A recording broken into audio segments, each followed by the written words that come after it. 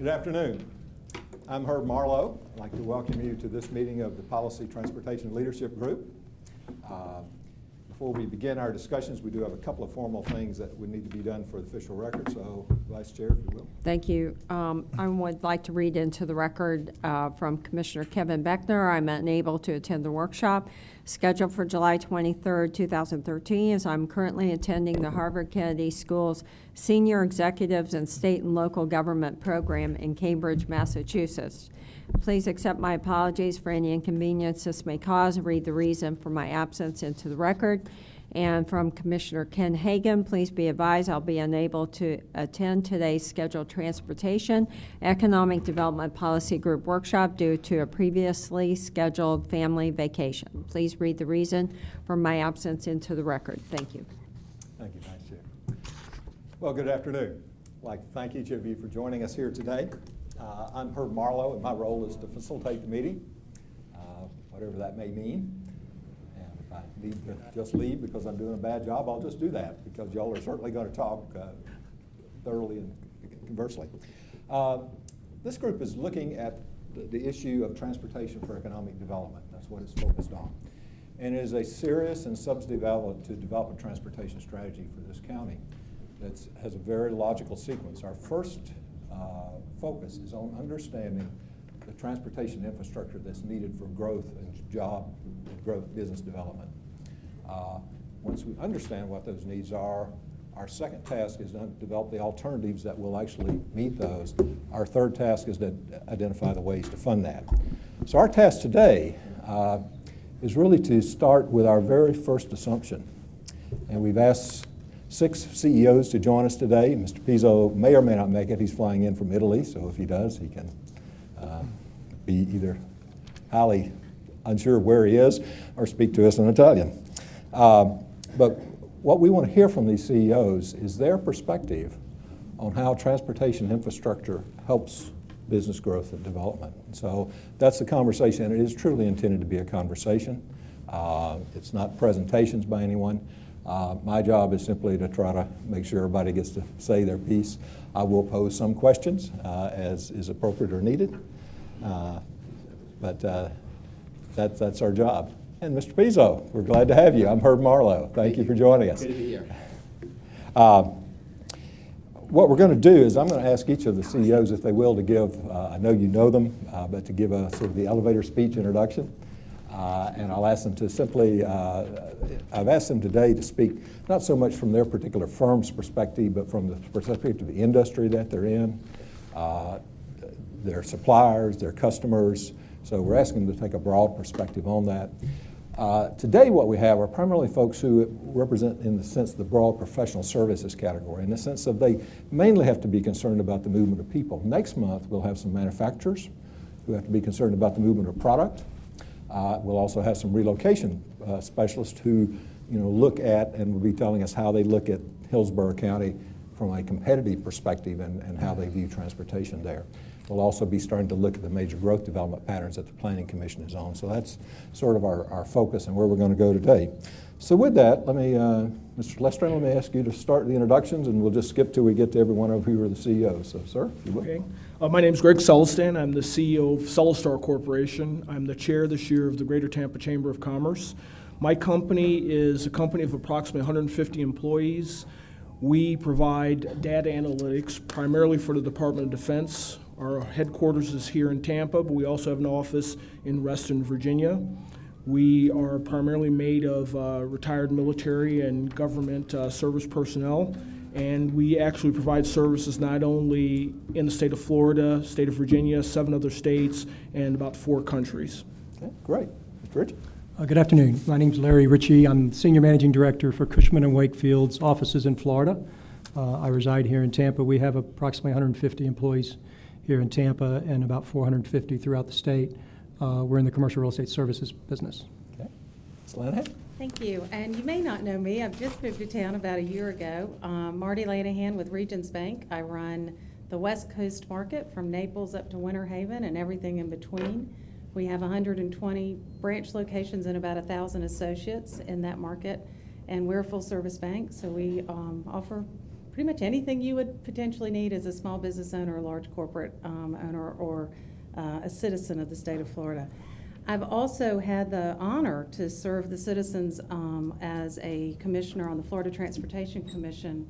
I served 3 governors, and I've just found out today that I'm still active on their website. I think Rick said my term is up in August at some point, but I have not been a member of the commission for about a year.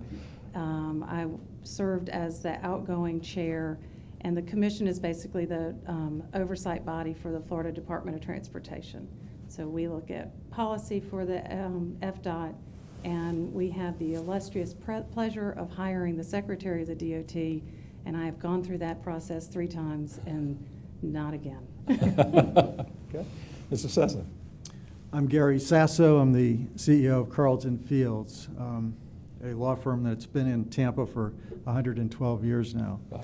We have 2 offices in Tampa, another in St. Petersburg. We're also elsewhere in the state, and we have offices in Atlanta and New York. Just in Tampa, we have about 250 attorneys and professional staff. And we serve business clients not only in Tampa and Florida, but throughout the world, actually. And we compete for talent, not only with other law firms in Tampa, but with law firms throughout the country. Okay. All right, thank you. Mr. Crino? Brian Crino, I'm president of Skyway Capital Partners. The Skyway Capital Partners holding are a group of companies, basically referring to companies that we own and control, aggregate to about 1,500 employees, about 100 of which are here in Tampa, and those tend to be the senior management, the deal teams, the Ivy League MBAs, so to speak. But generally, the higher-end employee spectrum. I came to Tampa about 10 years ago by way of New York City, Washington, D.C., and Chicago. So I have a pretty good perspective on urban centers and the transportation environment. Great. Let's speak up. Oh, thank you. I represent Florida Blue, which is the Blue Cross Blue Shield of Florida plan here. Similar to Marty Lanahan, I have a territory that goes from Naples all the way up to Hernando County. And right here in Tampa, though, we have about 300 employees in our various divisions. In Tampa, the Tampa office, that's our largest office on the West Coast, and we have a number of divisions that are there. The traditional insurance business that Blue Cross sells, but we also have other businesses, a workers' comp division, a staffing company called Incepture, First Coast Service Options, which is a Medicare processor. We're the largest in the country, and our most recent acquisition of Diagnostic Clinic gives us about 500 employees over in Pinellas County. So altogether, between Pinellas and Hillsborough, we have about 800 employees here. Great. Well, thank you. We'd like to begin, any project makes an assumption, and we have one for this project, and I'd like to share it with you and ask the CEOs to first comment on that. Members of the policy group, feel free to ask questions at any point. I've got some, but yours will take precedence. And let's just begin the discussion. The reality we're dealing with is our limited existing funds to build transportation. And so the assumption is that the best strategy is to take those funds and to target those on transportation infrastructure that will do the best job of promoting job and business growth. That's our assumption that we're making here. I'd like you to talk to me about whether that assumption seems reasonable to you, whether we think we need to refine it. Is it too large an assumption? Let's just challenge our assumption before we go much farther down this process.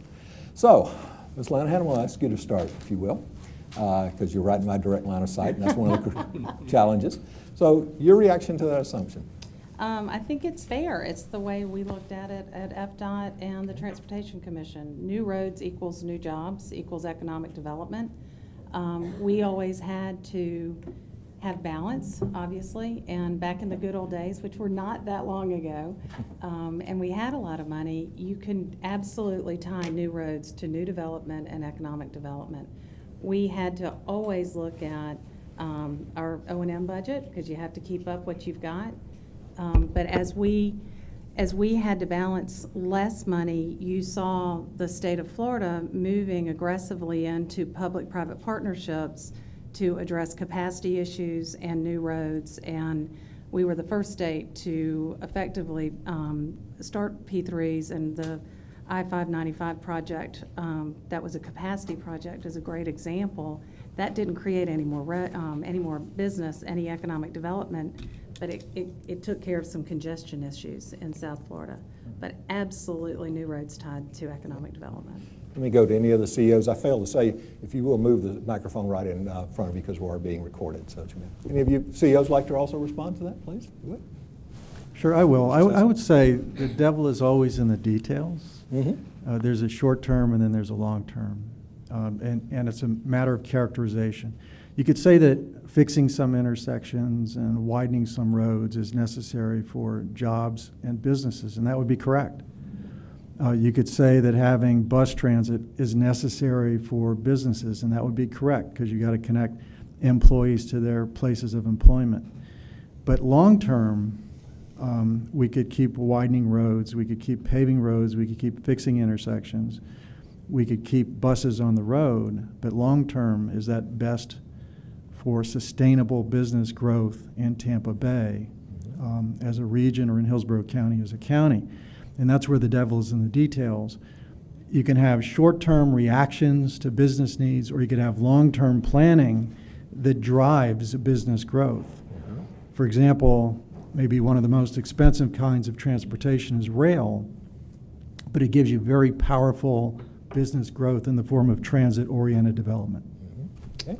Mr. Tester. Well, and if I could segue off what Gary said too, focusing on one aspect of it is probably incorrect, because the mass transit portion, I think, is very important for all of us. I know many of us compete with talent for folks who are living right now in major metropolitan areas, and I know especially the younger demographic that we want to attract, they're used to having mass transit options, which we don't have here. They want to live in a core where they have options to live, work, and play. And they want to be able to move around inside the region without having to get into a vehicle. So some of the discussion that we've had on widening roads, it's important, but it's not really a complete part of the picture for most of us. Okay. Mr. Rich. I would say if you look around the country and look at other urban markets that have addressed their transportation needs, everyone that I'm aware of, from Phoenix to Dallas to Charlotte to Denver, and others, it requires more money than we have in the existing budget to get there. And I'm not an expert on the cost of transportation alternatives, but if we're looking at a holistic solution here, certainly every other major market, even in much better economic times, arguably have had to deal with the revenue shortfall, or the money shortfall. So I would think I think there's always an opportunity for any entity, a government, public sector, or private sector, to evaluate, where they're putting their resources and maybe realign those. But I don't think anybody would say credibly that we can realign our dollars to fund a transportation system. Mm-hmm. Okay. Yeah, and I'll just echo what some of the other folks said, but I think it's our employees would want a holistic solution. What makes the quality of life better? And it's shorter commutes, whether that's coming in from outlying areas with whether it's rail, bus systems, or less traffic because we have better or more roads.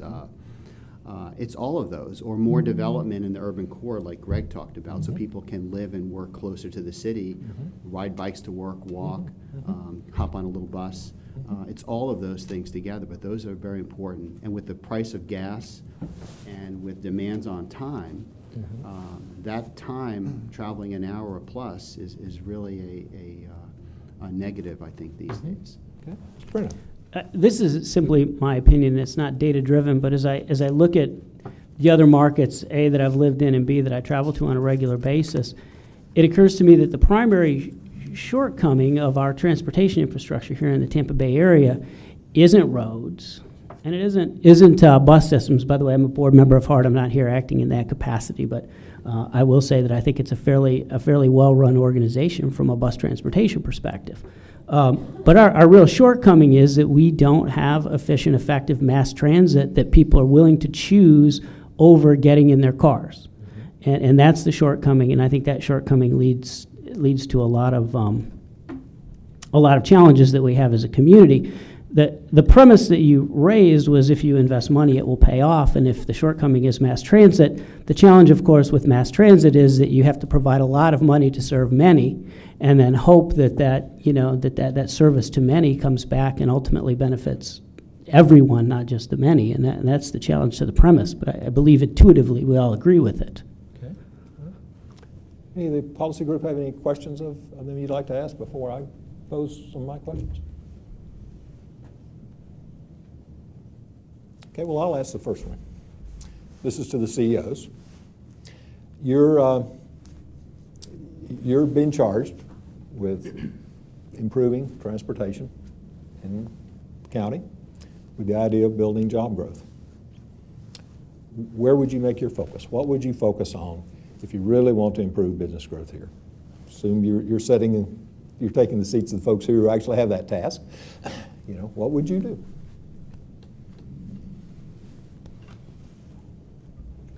It's a hard question. But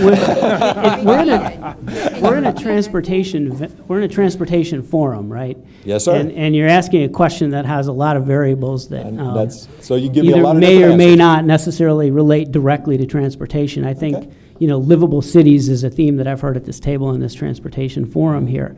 And clearly, I think there are a number of people here that believe that the transportation infrastructure can contribute to livable cities. So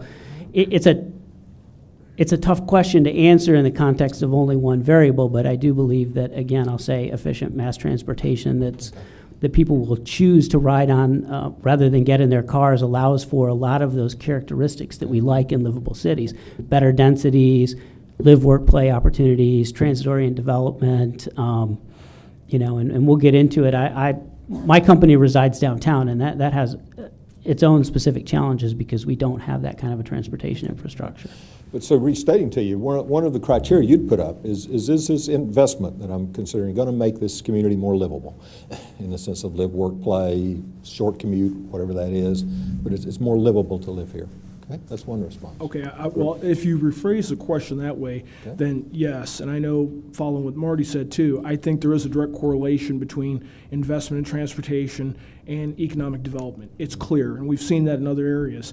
The problem that you have is that we'd have to have an honest discussion of the timeline involved. If you invest in light rail, I think you've seen in other cities, Washington, D.C. is a classic example. They had a lot of opposition to the Metro line, but then they showed after time, a lot of those stops on the Metro line, you had businesses and the home values rose dramatically around that because for the reason that Dave mentioned, that people want to live and be able to move through the area without getting in their cars, especially in areas where you have high traffic density.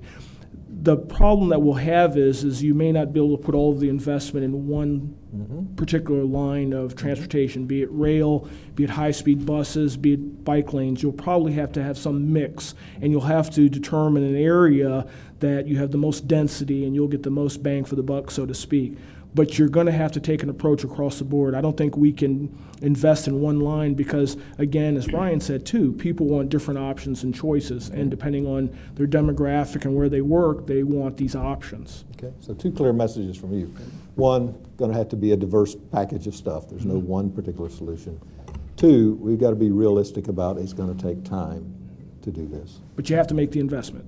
Okay, all right, Mr. Sessa. Again, it's long-term versus short-term. I think it's critical to have a long-term vision. It's not going to be realized overnight. We don't have the funds for it. You just can't mechanically do it. But you have a vision over 10, 20, 30, 40, 50 years. That has to include rail for us to be competitive with other markets in this country and abroad. And I can even speak in a moment about Miami, even within our own state, and developments taking place on the East Coast. We don't want to be left out of it.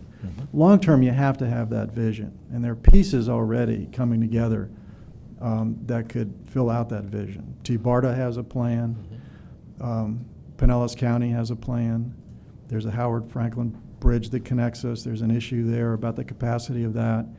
Tampa International Airport is organically growing its business and creating a multimodal node, or wanting to do so in West Shore that could link with rail. So long term, you've got to have that. You got to have it because you got to know where you're going. Else if you end up there, it'll be by accident. You got to have that also because if you're talking about rail, it takes a lot of time and a lot of resources to develop it, and you have to have planning for it, you have to have preparation for it. And if you're going to get the benefits of the economic development, you've got to signal to the marketplace where you're going, so they can start to think about making investments. And when you nail down a route, then people can start relying on that and sinking money into development inside Hillsborough County, which is where you really turbocharge economic development. When you start building the system and opening stops, you see that happen dramatically. So you have already impacted areas that aren't green spaces. You're not impacting environmentally sensitive areas we want to preserve. Already impacted areas that offer a potential for redevelopment. I spent 10 years living in Northern Virginia, working in DC before coming to Tampa Bay. My wife and I would use bus and rail every day of our lives. We would watch a new stop open in Northern Virginia, and overnight you would see residences, commercial, retail spring up around those stops. It's a very powerful driver of economic growth. Now, how do you get there? In the short term, you still have to repair roads, you have to have functioning intersections, and you've got to build a culture of ridership. You've got to start creating better bus systems with more frequent stops that are reliable, that people learn to use, like to use, and develop a culture of using, and then you can make a case for federal funding and state funding for rail further down the road. But it's part of a plan.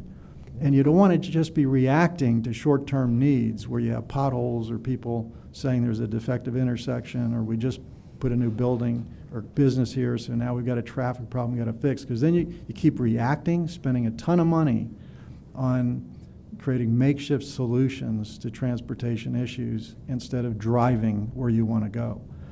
And what a lot of people overlook is that a sensible plan for transportation is also a sensible plan for land use and how you want to grow the county. Commissioner.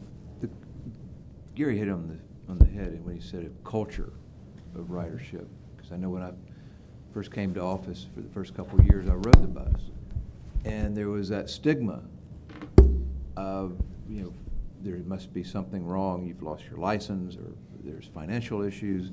But how could you? And you know that the ridership is heavy from the east county into downtown because they get it out there.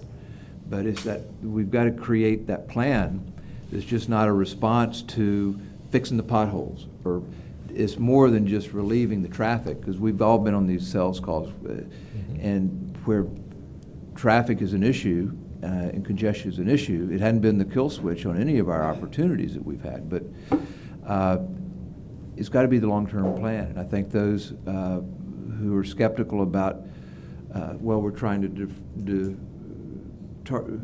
move the public into one area because it will be easier to manage.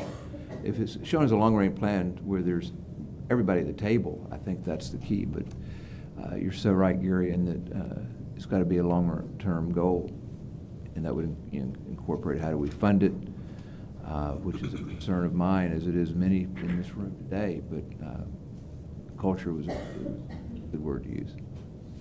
Commissioner, Go ahead. And I go by Al. I know it's kind of formal in here, but Al is a lot easier. I would encourage you all to use first names. I don't know. I just came back from a vacation to Europe, Italy specific, and we were there for 2 weeks, and we never had a rental car. We traveled about 5 different cities. We used 3 high-speed trains that were absolutely fantastic, going, like, one of them went 300 kilometers per hour. I even took a picture to show Stu Rogel and some of the people here, but it felt like being in a jet. And the regular buses, water bus in one particular place, and the trains just ran like clockwork.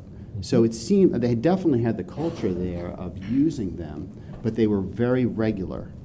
And not one of those was more than 10 minutes late. And I was really impressed by that country, and thinking if we could ever have something like that here where people don't have to have cars, what a powerful differentiator for our area. Commissioner I'd Shaw. like to follow up on David's point, because it seems that we've heard, I mean, I'd love for the business community to lead this conversation, because I think the business community sees the value of whether it's road networks or rail networks. They understand competing for talent with the Austins and the Denvers and the Salt Lakes of the world. They're looking for a way to get around and not have to be a 2 or 3 car family. I love the conversation about the cost of rail or the cost of transit. What's the cost of owning 2 or 3 cars, paying the insurance and paying the fuel? And then the dead time when you're sitting in your car in congestion because you can't get from spot to spot in a community which is growing. Our planning commission said we're going to have 600,000 new residents in the next 20 years in Hillsborough County. 2 of our commissioners were late for a meeting this morning because of traffic. We're going to have a problem, not just today, but way out into the future. I don't want to put anybody on notice. I'm just saying, usually I'm the one who's late. Usually I'm the one who's late. But I guess my question goes to tourism. I was looking at the numbers yesterday of visitors to Tampa Bay who predominantly fly in, 71% fly in, but they have to immediately rent a car. What's the cost of renting a car for every person who comes into our community and finds out they can't even get from the airport to the beach? They got to get a taxi. If we could find a way to have a system for a state which depends on tourism, 85,000 jobs, tourism jobs, $7 billion from visitors. If we have a regional transportation network that acknowledges we're looking for talent to build business here, but also is relying upon the tourists who are going to come here and pay our salaries and our taxes when they go out and purchase things, we'll make money off of it. And I'm shocked that the state of Florida doesn't have a better transportation system. So I would, I want to move now. Commissioner Miller. Let me ask a question of CEOs, because maybe they have a different perspective than those of us that go get our jobs by asking the people to vote for us.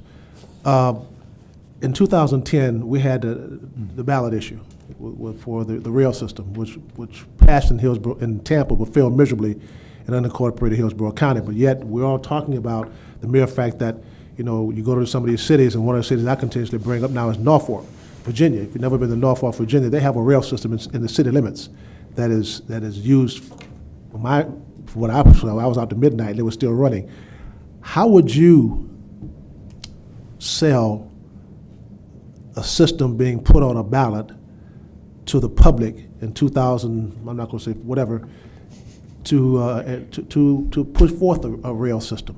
We didn't do it right in 2010. What can we do in the future to make sure we get that message out to everyone in this county, whether they're in the city of Tampa or Temple Terrace or Plant City or unincorporated Hillsborough County, that this is something that we need? Okay, that's a question of CEO, so let me ask you to respond. Let me go to Mr. Carino first. So, having put a lot of thought into this particular question, I just moved to Tampa Bay during the first attempt. And, again, the philosophical underpinning is that you're asking a lot of people, everyone in the region, to essentially subsidize transportation that's going to be used by a much smaller percentage of people in the region.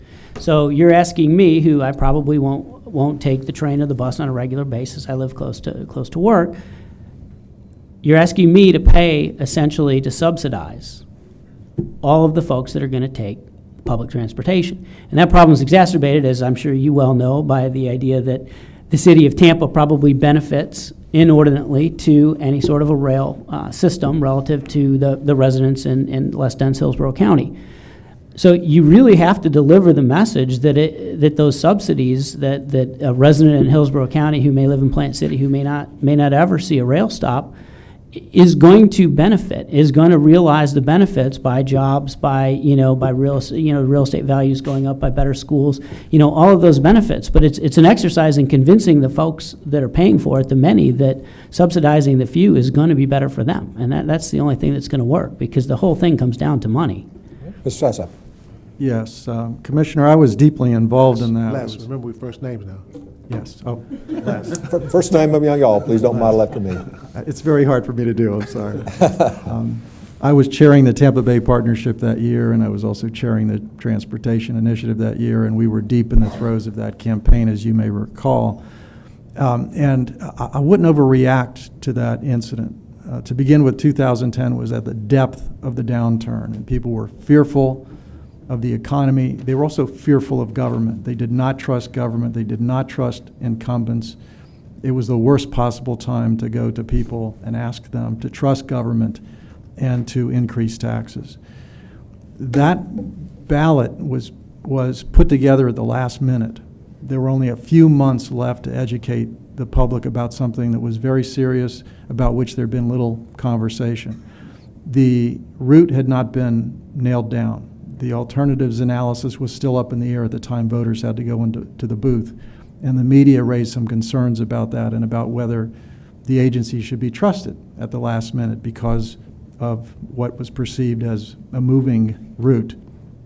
There were a lot of factors that were cutting against that particular initiative. But after the initiative, there was post-polling done of the voters. And what they told us was very important. To begin with, as you said, Tampa was prepared to pass that initiative.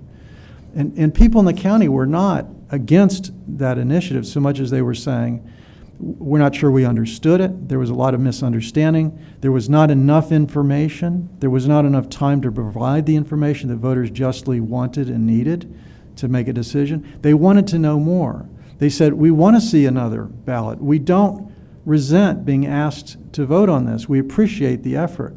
This wasn't one that we wanted to approve, but we appreciate the effort. We want to see some more efforts like this. There continues to be great interest in transportation among people in Hillsborough County.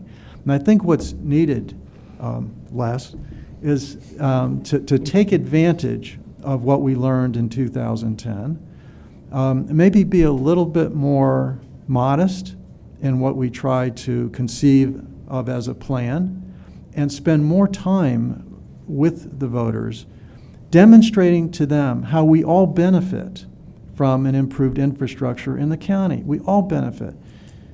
Everybody in the county needs jobs. Everybody in the county needs economic health. Everybody in the county needs to get from point A to point B. Everybody in the county needs the resources that come from having good, thriving businesses and cultural institutions and population growth and economic health. And we just have to do a better job, take more time to educate the voters and provide them with the information that they want and need to approve something like this. You can go around the country and see other areas where voters have said yes to initiatives like this. And we have to have a good, fiscally prudent plan. It has to be well conceived. We have to lay it out in meaningful, understandable steps.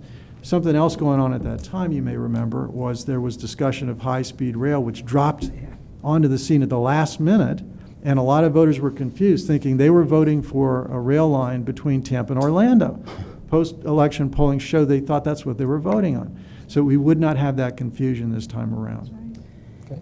And, Ms. and, Lanahan. and I did come from Jacksonville, where we've got consolidated government, so city and county are consolidated. And we, about 15 years ago, passed a Better Jacksonville tax, and we spent, to Gary's point, 2 years with the citizens of the county, asking them, and Dave, you were living in Jacksonville at the time, we inventoried, what do you want in your sector of the county? What is it that you are interested in seeing happen in your sector of the county? And we went area by area, quadrant by quadrant, and candidly, it was the business community that led that effort and that dialogue. So we inventoried what the citizens wanted and needed, and we came to a table and said, okay, how do we incorporate all of it into a plan that the voters would support? The voters supported a plan that had roads, we had water and sewer, including getting people off septic systems in the rural parts of the county. And we had public buildings, we had a new arena, we had a horrible arena at the time, a new arena so that the community could get excited. So we took that inventory, we dissected what the plan is. That was in the first year of that program. Second program, we went out and sold it. We went out, the business community went out and sold that program. And even then, it wasn't by some overwhelming majority that we won that vote, but we are now looking, or they, since I live here, I'm a citizen of Tampa, they are now looking at what happens in 5 years. Can they go ahead and get the Better Jacksonville program Part 2 because funding is so critical? I want to make sure our CEO has, Yeah. Mr. Ritchie. I think probably many of the people in this room know this, but if I'm not mistaken, the two largest metropolitan areas in the United States over a certain baseline, the only two markets that don't have a mass transit solution are Detroit and Tampa Bay.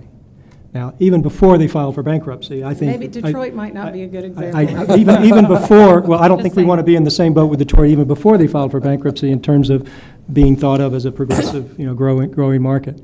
I think it is an education process. I think Gary articulated it very well. I think properly educated, I think the voters will vote for it. I mean, if you look around the United States, other than those markets, some people don't know this, Atlanta, Washington, D.C., and San Francisco, when they built their systems, they were literally almost 100% paid for from federal government money. Those days are behind us. Now you have to do it locally, or at least largely locally. And I think if we educate people, the voters, and get the media behind us as well, I think they'll understand the importance of this. Okay. Mr. Musman? Well, I really can't say it any better than my partners have said. I mean, it's funny, we've talked about this at length too, because I was with the chamber when we were part of that process, and we've had a long conversation really in the last year with the other two major chambers in the area. We have a council of chambers we have now with the St. Pete Chamber and Clearwater, and we've discussed this at length. And so one of the things that we talk about is what can we do to educate the people of Hillsborough to make sure that this is something they want to do. And so when the St. Pete Chamber said that they were going to go forward with their transportation initiative, we said the Tampa Chamber would support you. The thing that we ask is that you in turn support us, because it is a regional issue, and it is an issue that we realize if we don't work together, we're not going to be on. It goes back to the education piece of demonstrating the value of having an integrated, comprehensive transportation network for the whole region, Hillsborough being one part of that. But we have to start now, because we stopped and looked and we said in other areas you were looking at a lag time of 10 to 15 years before completion of a large, either a light rail or an integrated transportation network. And the longer we wait, the more we put ourselves behind other areas for competing for jobs. And again, in the, Mayor Buckhorn has talked about at length too, when his daughters are at age where they're looking for jobs, he wants to be able to retain them, have it come to an area where they have the opportunity, and they're going to want to be in an area where they have a place where they don't have to get in a car to move for entertainment or work. Okay. Yes, Mr. Pizzo, and then Commissioner Sharp has a I question. don't think I can say that any better than the folks that spoke previously, but I just would add some kind of macroeconomic trends, if that's the right word, to help educate the public. One is, we saw a poor economy around the country that's starting to do better, and we want it to do better. Florida used to grow by 1,000 jobs, 1,000 people a day migrating into the state. I know we went backwards a little bit, and now it's improved some. But I paint the picture for the future. Florida is poised for good growth for a lot of reasons. And we have an aging population, baby boomers, that many want to be in the South here. That's all positive. We're doing a lot of work, Hillsborough County, Tampa, and our region, to grow the area further. So if we're successful in the things we set out to do, we're setting ourselves up for potential failure. Because in that case, we would have a much larger population, many more jobs, and really not be able to handle it 5 to 10 years from now. We also have another trend where companies like mine have been encouraging and allowing people to work at home. That's a part of the picture. In some cases, you can be a totally mobile employee with no office, just a computer at home or a mobile device. In many cases, you come in 2-3 days a week. We spent time with Rick and the EDC and the mayor up in New York talking to some large companies here, how they have hotel space for companies to come, for employees to come on different days of the week, and they register. I'm going to use the office on Monday, Wednesday, Friday. You use Tuesday and Thursday. So that's happening. That trend can either continue or go backwards. We hear from companies like Google that have eliminated working at home, and some other companies because they want the interaction of employees, talking over the cubes, the water fountain, because it inspires ideas. So right now, whatever the traffic and everything is, potentially could get a lot worse as we're more successful. So I'd really paint the picture 5 to 10 years from now. Do we want to be a completely gridlocked city that no company wants to move, or do we want to be this future great place with quality of life that you're not sitting on the roads for an hour, whether you're coming 5 miles or 20 miles. And we can't forget, a lot of people may work in Hillsborough County, but still want to live at the beaches, or Pasco, or Plant City, or even further. So we have to take all that into account and make those, really paint the picture. Commissioner Sharp. glad to follow on your statement with regard to the impact of gridlock and how it affects our ability to recruit companies into the region. You know, we now have land use meetings which are starting to fill up again, where developers are coming in and they're talking about wanting to put projects, but half the room is full of protesters, citizens who are saying, "Wait a minute, not in my backyard. Our congestion's already so bad. We don't want this big." They're saying big box, but literally they're talking about almost any type of development project. So you've got this gridlock, and you know, to us, for us to suggest to a company that's going to relocate here, your employees, well, they can move out and drive along Bruce B. Down, where we're spending $1 billion over time to subsidize the repair of that road that many people will never use. We subsidize roads all over the county. It seems that transit's the only one that ever gets knocked for being a subsidy, but we subsidize roads every day. But I wonder, how are we going to recruit employees, the smart, and I don't want to be derogatory, let's talk about all employees, but when you're talking about the creative class, those who can choose which city they want to go to, and we're saying you can come and live and work here, but then move out to West Chase and deal with, you know, Linebaugh, move out to New Tampa and deal with Bruce B. Downs, move out to Brandon and deal with any of the roads, Town and Country, go off Memorial. I mean, how do we? What's the message? Well, let's pose that to CEOs in terms of, you know, the folks you really want to attract or keep. You know, what are they looking for? Where do you want to go, Mr. Sessom? Yeah, let me follow up on that, because Mark hit the nail on the head. You know, we have a law firm, and we're all about talent. If we don't have talent, we don't have a business. And we're competing for the best people in the country, and we're not competing, as I said the other moment, against other law firms in town. We're competing for talent against firms in other cities, in other states. And they're comparing the resources and the living experience in Tampa Bay with the living experience of all these other markets that we're talking about around the country. And they're deciding, where do I want to live and work? And we're not measuring up always as well as we should. Now, when we talk about this competitive issue, and when we're talking about business growth, we're talking about competition, okay? When we're talking about the competitive issue, we like to think it's New York or Austin or Charlotte. Let's talk about just Florida. We don't want to be left in the dust in our own state. That would be humiliating. It's one thing to lose talent in New York. It's another thing to lose it to another city in Florida, like Jacksonville. We have offices. I think you're winning that battle. We have offices around the state. We've got a big office in Miami, and we've got young lawyers in Miami. And when we talk about the culture of public transit and ridership, we don't have to go to New York. Let me give you an example from Miami, from our own offices. I was talking to some of my young partners down there, and this is what one of them told me. I live in the Pinecrest area off Red Road in Southwest 128th Street. I use the South Miami Metro Rail Station, which is conveniently located at the intersection of Red and US 1. Between 7:15 and 9 a.m., any trip by car under 60 minutes is a good day. The bigger problem is getting home. On any given day between 4 p.m. and 8 p.m., the drive from our office south on US 1 to Red Road alone can take 45 to 60 minutes. Our office is downtown. Most of that is doing the slinky stop-and-go routine in bumper-to-bumper traffic. While using the train takes longer very early or very late, it is always shorter during the most common commuting times. Furthermore, the train eliminates a lot of stress and substantially reduces my carbon footprint. My gas bill is cut in half. It also allows time for work, general reading, and or other forms of detox. The train has free Wi-Fi. I can listen to the same radio stations I would listen to in the car. Moreover, the Where is the Train app allows me to time my departure from the office so I never wait more than 5 minutes for the next train south at night from Government Center, especially after 8 p.m. We work late, when they only run every 20 minutes or so. For what it is worth, many lawyers and several judges use the train too.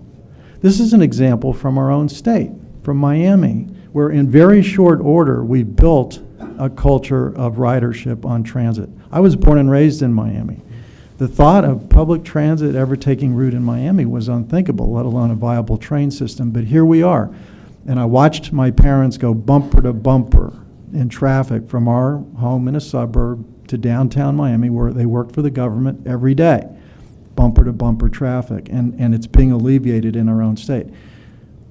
We know there's a privately financed rail project about to launch on the East Coast. They're talking about going from Miami to Orlando and maybe to Jacksonville. What if they skip Tampa? What if we don't build the infrastructure and the resources that we need to be competitive in Tampa in our own state? Will there come a time when Tampa subsides in its competitive posture in our own state, let alone in our country? Mr. Rich, would you comment? Yeah, I can speak a little bit to that because I'm in the industry that represents a lot of these big companies that relocate or expand large operations. That's what our firm Cushman & Wakefield does. And Gary's testimonial of his colleague in Miami, by the way, is going to be equally, may have a similar testimonial from Orlando in about a year and a half because Sunrail will be completed. When companies look at, and we talked a lot about the talent or the individual talent or employees being attracted because of issues like this. Well, certainly the C-level decision makers and the relocation consultants are also impacted by this. And make no mistake, on every matrix that is involved in a large economic development project, there is a check, there is a box talking about transportation and specifically about transit or lack thereof. It's incredibly important. When you look at the factors that impact the decision by the decision makers on a large economic development project, the first, at the very top of the list, is being close to or your proximity to your customers or your clients or your prospective customers and clients.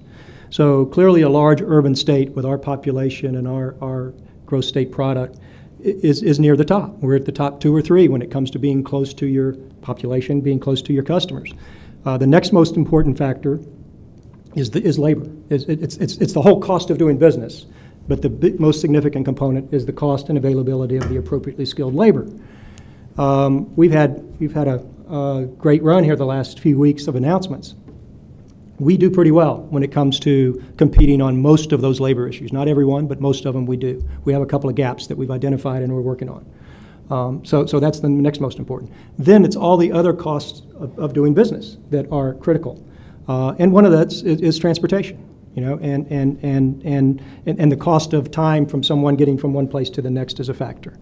Then after that come the other cost factors, as well as very important, the quality of life. And transportation clearly impacts the quality of life. So every time we now compete with Orlando, or we compete with Miami, or certainly Atlanta or these other larger cities in the southeast, Charlotte, they get that check. And it is so competitive. You guys know this because you approve the incentives and deal with the negotiations every day on these projects. If you don't get that one check, it could be the difference in landing a large expansion or new project. So it's not a matter of when. Yeah, if it's a matter of when. And every day and week and year we wait to develop a plan and a strategy to implement it, it's costing us more and more. It's not going to change. Well, the demographics of my company, we have 2 really demographics who are interested in how the transportation network works. I'm retired military, served in the Army for 20 years, retired out of MacDill Air Force Base. So I live in eastern Hillsborough County. I know that the going back and forth to MacDill was always an issue because a large demographic of folks who work at MacDill live in eastern Hillsborough. And I know when they started the HART system there, it was very, very popular, running from Brandon into MacDill. Most military veterans come from areas, either they live on base or in areas where there's mass transit, so they're very comfortable using that. So one portion of my company, that demographic, they tend to live outside of the core. They live in Plant City, Eastern Hillsborough, all points of the compass, St. Pete, et cetera, because mainly they have families, they want to have areas where they can have large yards, et cetera. The demographic that's helping me grow my company is a demographic that's 30 and younger, totally different. They tend to want to live in urban areas. They don't want to live in Fishhawk or places like that. They want to live downtown. They will also want to have some option if they work at a place like MacDill and a lot of them we've had this issue already. We've had actually a few who we did not bring here because they don't have cars. And after a long discussion, we told them, stay at our office up in Reston because they can use mass transit to get back and forth. And that's unfortunate, but I can't grow it any further with that demographic unless they're willing to come here and be willing to drive. So it kind of goes back to our first point, but everything that everyone's saying, it will hinder our ability to grow the area if we don't address the problem, because we won't attract those people. I want to, I liked where we were going early. We talked a lot about multimodal, in connecting the port, connecting the airport. We talked about people who are flying in and out of the community. If we go all in on rail, which I am a huge advocate for rail, don't lose sight of rail will fix a certain demographic, but if we don't address containers coming into a port that hasn't historically had a great deal of container traffic, that creates a different problem. Ask Miami about that problem. They're building a $5 billion tunnel to fix that problem. I think as you look at transportation, don't forget the benefit of educating business owners on simply starting a meeting at 10 o'clock in the morning as opposed to 8:30 in the morning. What does that do to commute traffic? Encouraging commuters. I love counting passengers in cars. It's just kind of this weird thing I do. You drive by a car in the morning, there's one person in it. Like, can't they like find somebody that lives near? That would be a where banker they're type thing to working? do, right? I love counting. Yeah, it's not cards. It's passengers in cars. But don't forget I live in South Tampa. I have a little Vespa in Jacksonville, Florida. I'd love to bring it here. How do I ride my Vespa? How would you recommend that I get from South Tampa, 2 miles away from my office, on that Vespa safely?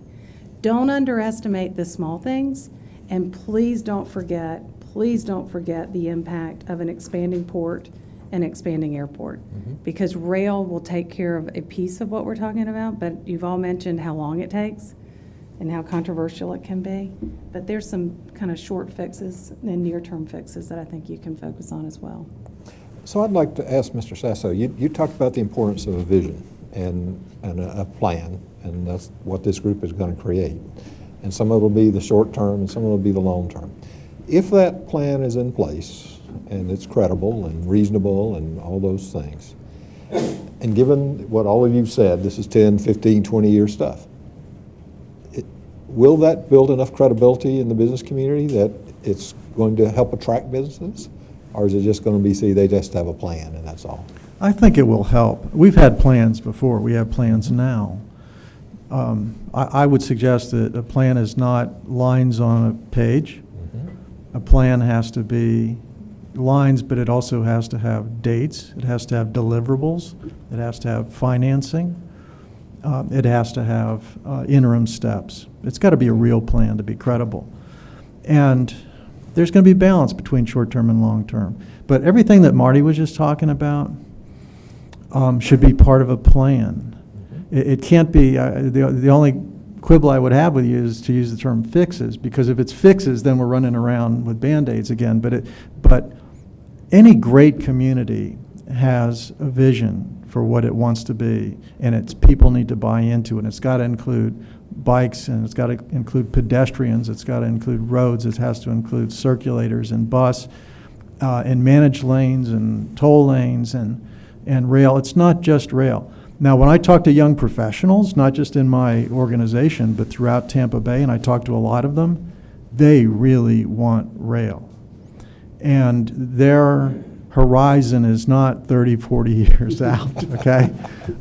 Maybe you could convince them 10 years out, but they really want it because it's indicative of the kind of community that several people have mentioned that's mixed use, high density urban living, where people can work, play, and live in the same place, where they don't need a car. My daughter lives in DC because she wants that kind of life.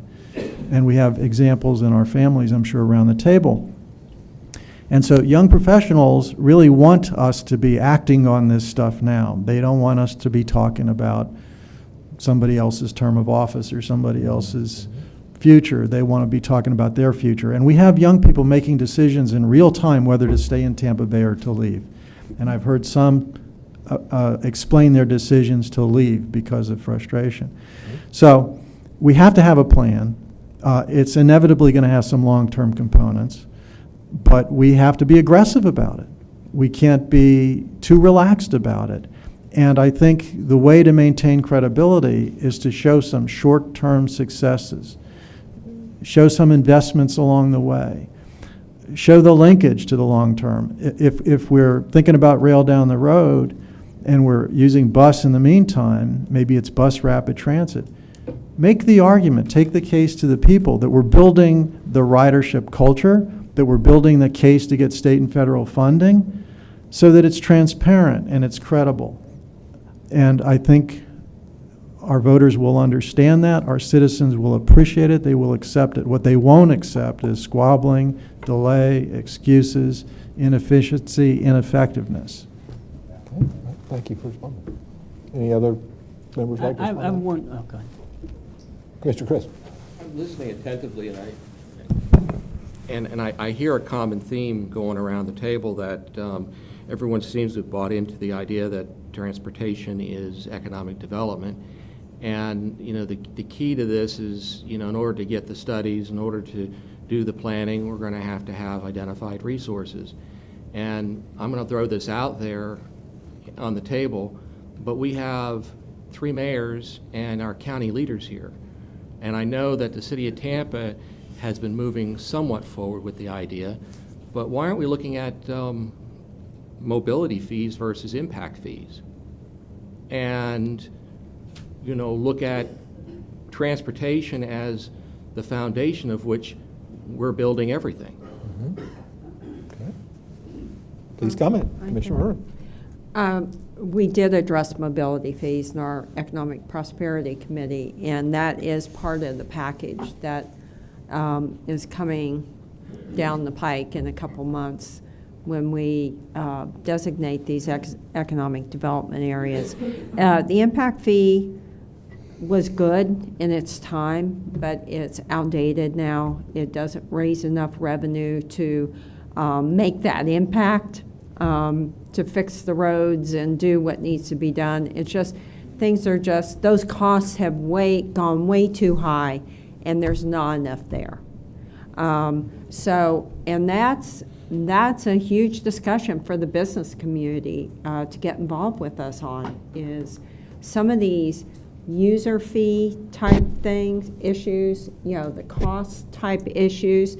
We're going to need your support to help when we start to make changes like this, and that's a wholesale change, to go from an impact fee to mobility fee, is to make that case, and we're going to definitely need your support. Now, I don't know if many of you know much about mobility fees or impact fees, but I'd like to hear your feedback on it. Any of you have any feedback? Let me ask Chris to finish. I wanted to come back to that again. I guess I found really intriguing with Mr. Sassel was your discussion, and and you're absolutely right. It's all about culture and way of thinking. And here, for those of us that are governmental leaders at this table, it's going back to whether or not we're willing to make transportation the priority and change and alter the culture of which we do business so that it becomes the center of our focus. And whether it's doing away with impact fees and creating a mobility fee or anything else, recognizing that transportation is the blood flow of our community, and designing our budgets and the things that we do around that. And I guess the question I have to the mayor of Tampa is, I understand that the city's moved forward with a consultant to look at the possibilities of a mobility fee. If you move in that direction and the county doesn't, then there's going to be a disjointed initiative. So it really should be something that we're looking at lockstep. Commissioner, you are correct. We are looking at it, as I know Commissioner Merman is as well. The mobility fee gives us so much more flexibility than impact fees. There are things that you can spend revenues on with a mobility fee that you are limited with a impact fee, a traditional impact fee.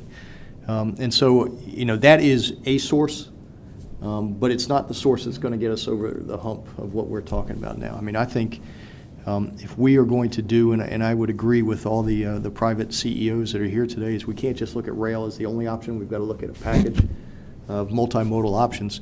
To Larry Ritchie's point, the mayor of Detroit came up to me about a year ago and he said, Bob, he said, I want to thank you.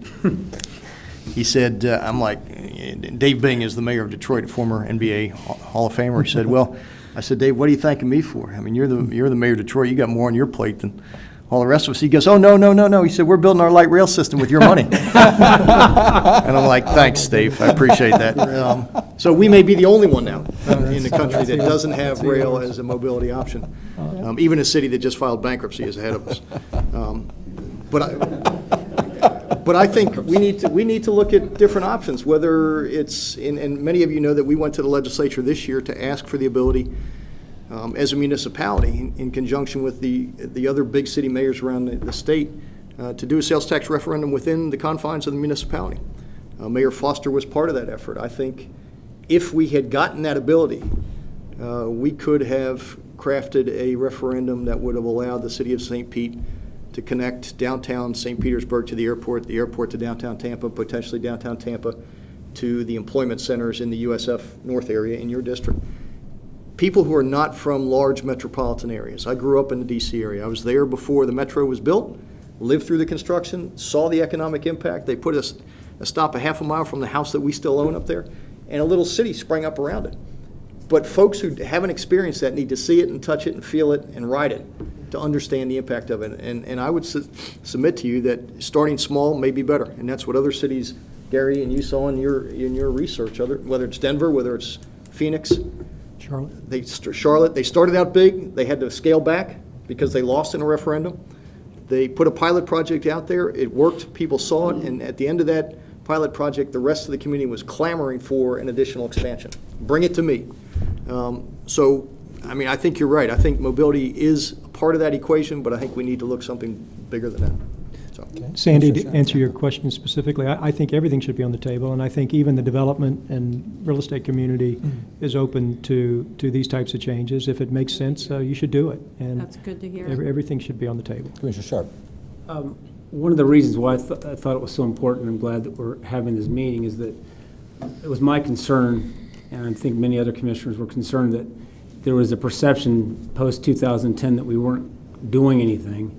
And in this an environment where people are talking about jobs war, Rick Holman had a phenomenal conference, the MetaFuture 2023. Over 500 participants. The gentleman from Forbes magazine came and led with the title, The Jobs War, and that we're in one and we got to compete. There was a sense that we didn't know what to do and we're floundering. And my hope is that we got the mayor of the city of Tampa sitting right here, and we all want to work together. In the past, the county and the city didn't work very well together. But we have an airport that is 5 miles, 6 miles from our downtown, which is unique to what's happening anywhere in the nation. West Shore is going to build an intermodal station that is going to link to that airport. When I talk to the entrepreneurs, and every week we have our little coffees with all the startup guys, they're fired up about this.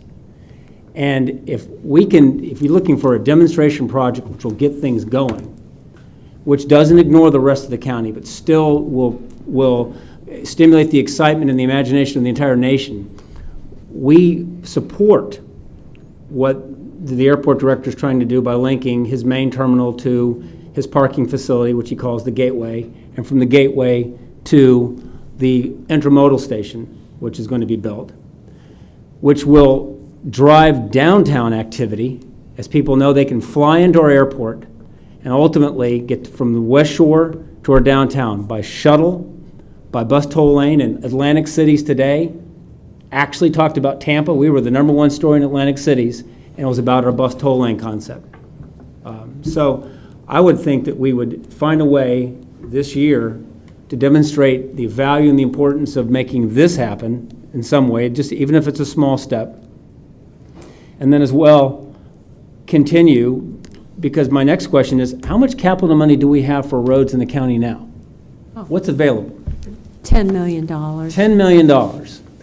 So for those living in Bloomingdale and everywhere else who are saying, help me, my first response was, well, we tried in 2010 because every penny that went for roads for the first decade was going to go into the county, not the city, for the road element. So this wasn't just a rail only, it was roads.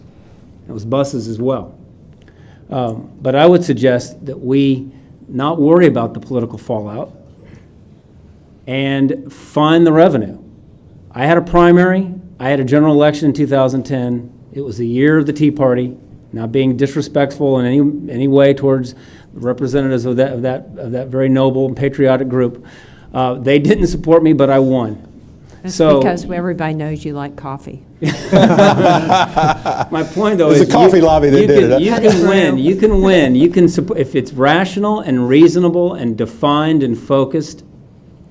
You're not going to lose. And even if you do, I think it's for a good cause, so it's worth it. But I would just urge us to not let this year escape without a plan in place to make something happen here. I have actually two questions. I want to know from the business community, who's going to be in charge? This was a major problem for the failure last time. There was not one voice. In charge of There- educating or in charge of promoting? No, in charge, for like, say, the policy leaders, the elected leaders, what one transportation group or leadership group out there, chamber, partnership, EDC, I mean, there's so many of them, MPO, who would you see as being the voice for anything that comes down the pike? Could I reframe that, Commissioner, just slightly? Could they address how they would arrive at that point of getting Yes. somebody in charge rather than exactly somebody? That's really. How would y'all do that? Assuming this body says, here's where we need to go, Yeah, you and the we've business got community, how would Miss you come together? Transportation down I here. think it's yes, yes, yes, and yes, and yes. I mean, I didn't know you had a road component to the referendum. I just moved here a year ago. All I hear about is the failed referendum, and all I hear about is rail. Period, end of conversation. Okay. You gotta tell your story. And if you're gonna tell your story, it's gotta be everybody's voice, in my mind. Can't just be one voice, because that one voice isn't gonna capture everybody in the county. So I think, I mean, I just. Yeah, but that was a little bit of You're a talking about, problem. there's leadership and there's voices. I meant leadership. Okay. well, Here's that's a I think the different Commissioner question. is asking, how will the business community come together to support this? Here's He asked part of each the you. problem we had last time. There were several problems. One was, to be honest, the product that went to the voters was a county commission product. Okay. But the county commission was not united around its own product. We had commissioners who said, well, I'm happy to let the voters vote on this, but I don't like it. I won't support it. We had some commissioners who liked it, some who didn't like it. Well, if you're a voter and you're trying to make some sense of that, and you're told the county commission has just approved something for me to consider, a county plan, and they don't even like it themselves, and this is an age of distrust of incumbents in government. So I would think Mr. Sasso, let me first. just ask you to pause for one. And we're sitting here today because the 7 county commissioners came to that same analysis in our Yes. concluding strategic plan and saying, we all 7 need to be here. Exactly. So I would think the leadership starts right here in this room with the county commission coming up with a product that you all like and that you can all support and take to the voters with pride and conviction. Next, we need time. Last time we didn't have enough time. And the government can actually play a considerable role in educating the voters. Forget about conducting a campaign, but educating the voters. That's a public leadership function, to explain to the voters what the product is, what the plan is, how it's supposed to work, how it fits together, how it benefits the county, how it does the job that we've hoped it will do and that we promised it will do. That's leadership, and that's talking to the voters, that's educating the public about something they need to know to be responsible citizens. And then the campaign is less important. You can pick somebody to lead a campaign at the appropriate time, but if all of the key stakeholders are aligned, and I mean by that the public leaders, the mayors, the county commissioners, the business community last time was aligned around the 2010 referendum. The Tampa Bay Partnership, who speaks for a great number of business leaders, led the campaign. We had financial support from Democrats, Republicans, from independents, from large businesses, small businesses. We had support from businesses in Pinellas County, from outside Hillsborough and Polk County and Pasco County, because the business leaders see infrastructure as crucial to the health of their organizations, because they don't take a parochial view that it's just Tampa, even just Hillsborough. It's a regional issue. And they were prepared to invest in dire times when they were looking for every opportunity, our business included, to cut and control costs. We invested in this cause because it was important to the economic health of our businesses and the future of our region. So the businesses were aligned, remarkably so, and they will be again, if they believe that the county is serious about it and will have the resolve to support it all the way through. Commissioner Miller, you had a comment or question?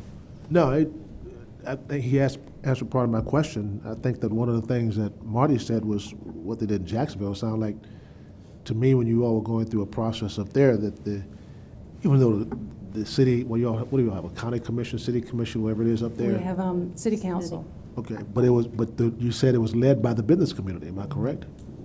We had every Rotary, every chamber, every meeting, Southside Businessman Club. We had every general population. We went to PTAs. We told, the business community took on the voice, and we made sure that we had every constituent covered. But it took a lot of coordination and planning. But to Gary's point, the plan was in place. The plan was in place. There was a cohesive unit, strong mayor, form of The plan was government. put together by your The government? plan was put together by the government. But then With the work urgency and. And the business community led the The campaign. business community supported, and we were part of the hearings. We helped in the workshops, but then we led the campaign with the support of a strong, cohesive, again, strong mayor concept with city council. One of the things we have to get involved, get on board is the mayor. We also can't forget our other two mayors from Plant City and Temple Terrace on board, because if we don't get them on board, might as well forget about it. I mean, that's part of the area that shot us the last time. So, we're glad to have Bob on board. We need to have Mary and Frank on board too with their cities. If we put something together and definitely worked and get the county commissioners all involved. It's a different county commission than it was in 2010. Mr. Crino. I was going to say, I'm glad Gary answered that question. I heard the question and I thought, geez, if I'm called on, what will I say? Because my instinct, without having given it any thought, is, well, our elected community leaders need to be the leaders and the visionaries in this process. And I'm glad Gary said that. He's making it easier for me to follow up.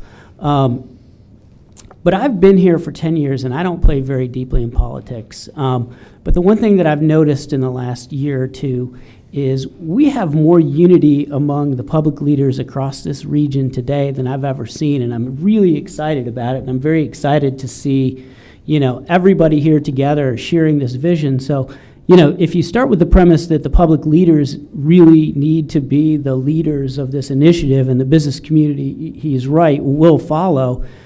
We have an opportunity today, just because of the chemistry of the group and the collective mindset that I'm seeing here today, to do great things that probably didn't exist, at least in the 10 years that I've lived here.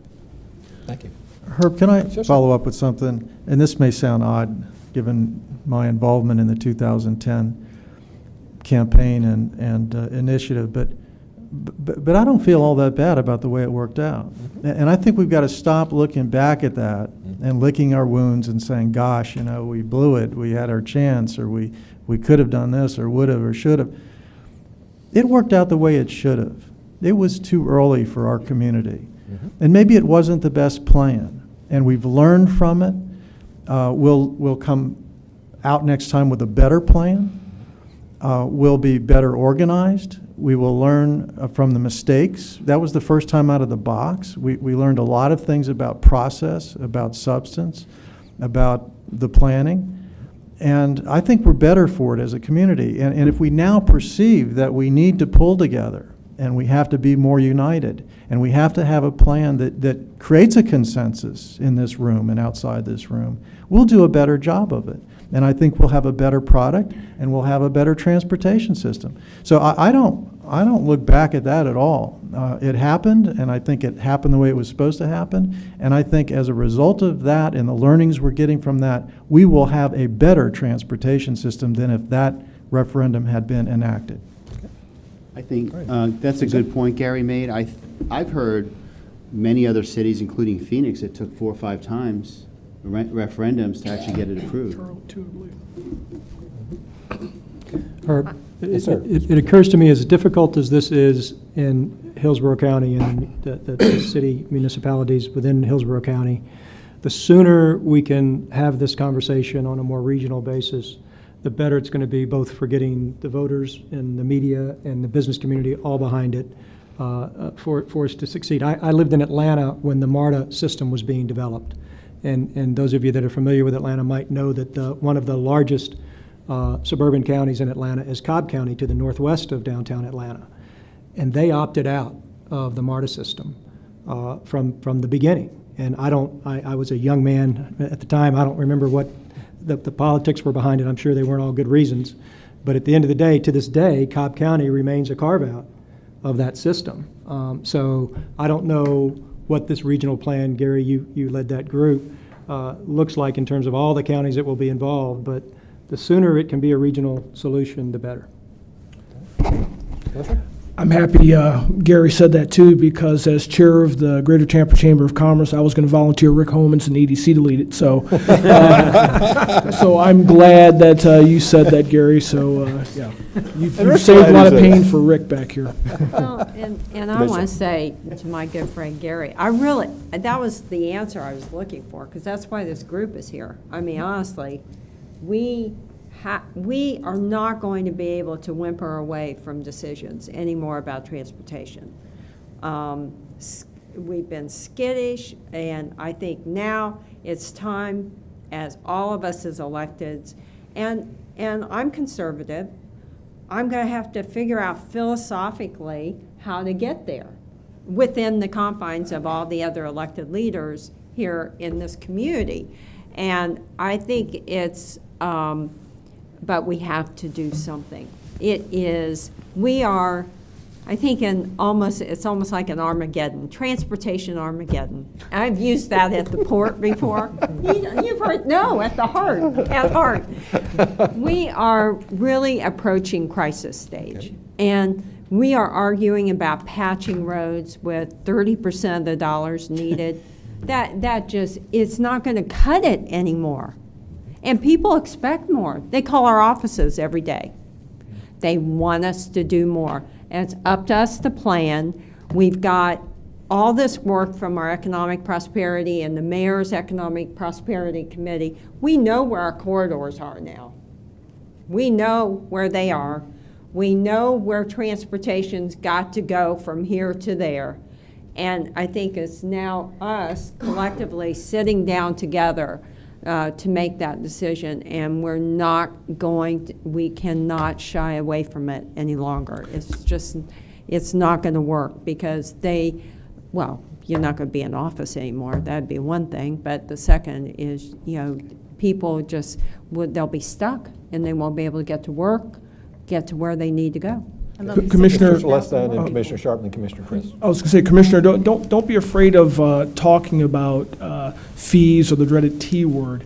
As long as there's a value proposition in place, people are not afraid of that. And I think that's what we're collectively saying too. There's this fear, and I know it's easy for me to say because I'm not elected and I don't have to worry about the electorate, voting me in the office. But I think we've reached a point where there's so much fear because of the economic issues that we've had to deal with the past few years, that no one wants to talk about the fact of raising some type of fee or tax because it will have a negative impact on them. But I don't think that's not what the discussion was, and I think Gary hit the nail on the head when he said there was some distrust over how the money is used. If you can discuss how it's used and how it affects everyone in the region, and there's a positive impact from the use of that money, then I think people will rally around it. We just have to talk intelligently, and again, there has to be a plan, there has to be an explanation of how the funds are used, but if that is in place, I don't think people would shy away from the fact that we have to raise funds for a good cause.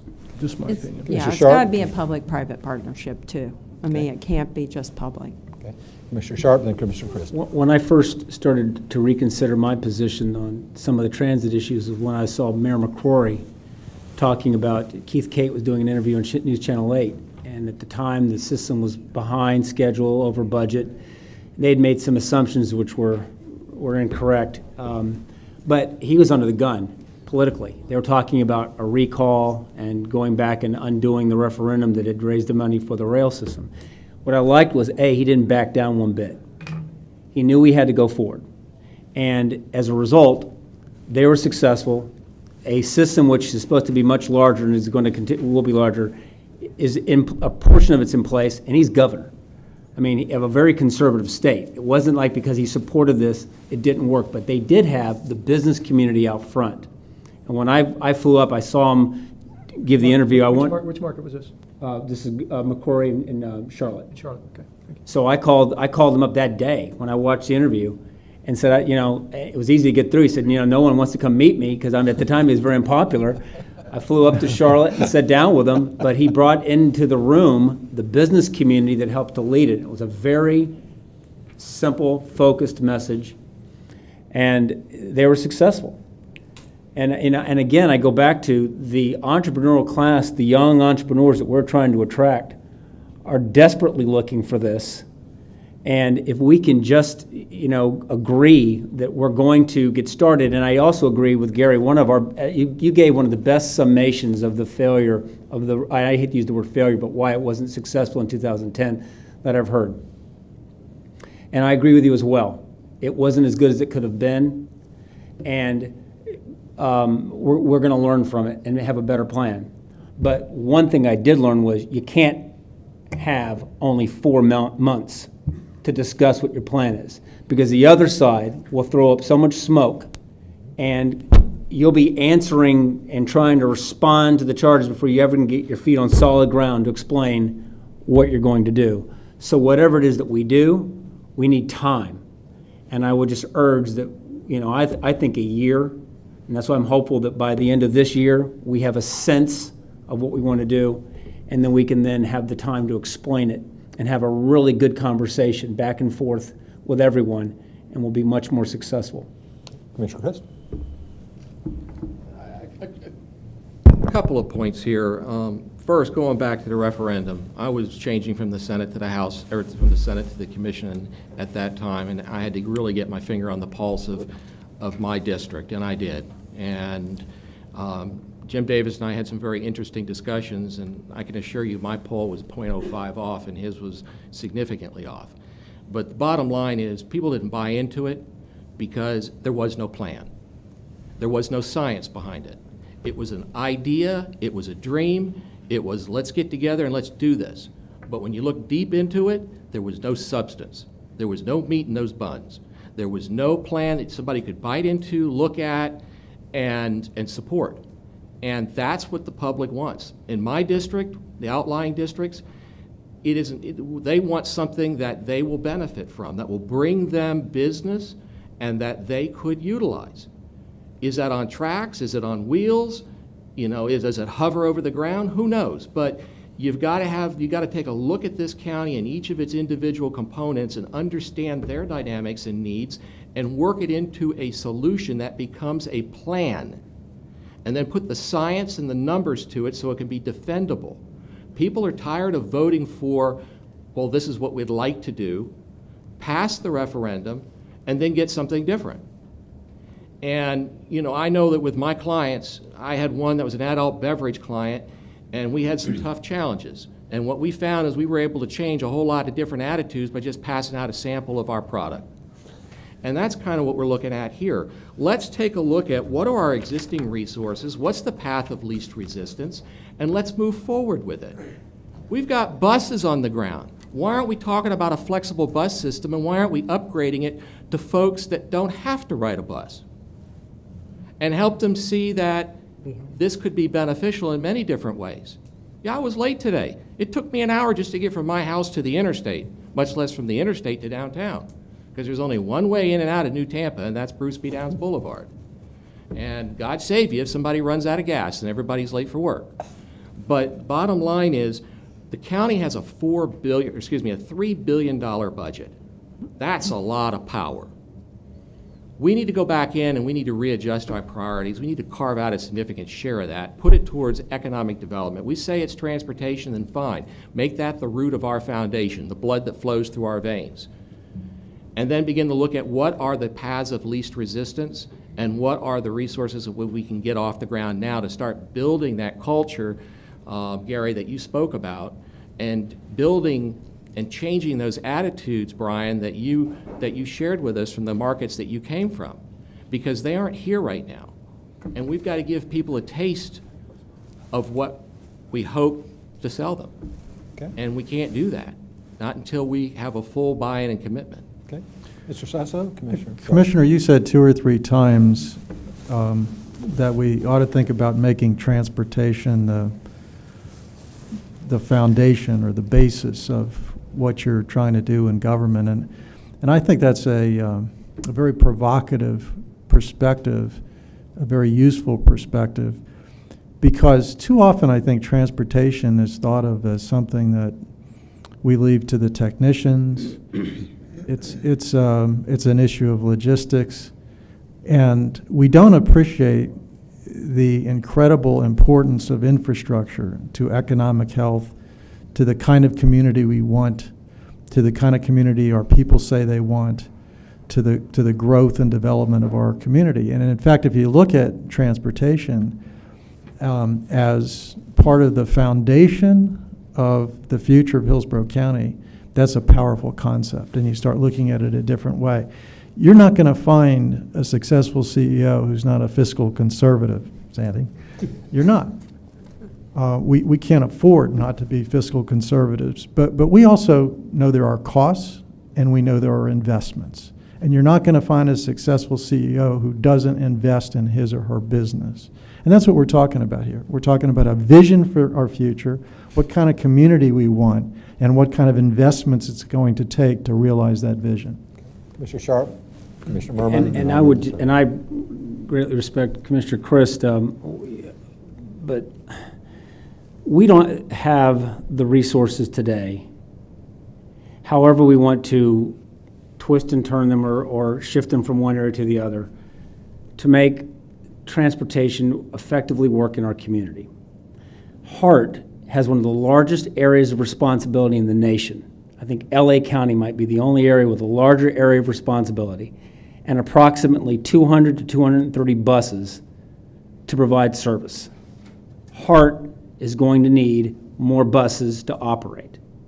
They're going to have a revenue source to make that work. We've got $10 million in capital for our roads, which is a joke. We need money for roads. That $3 billion, most of it's passed through. Of the money that we control, the ad valorem, about $600 million, 75% approximately goes to public safety. The money is not there to just turn it around and say we're going to apply it to our road network. And then which ones? When we started the transportation conversation in 2010, no one was talking transit. I was on the committee, and the conversation was about how we were going to use CIT to apply it towards roads.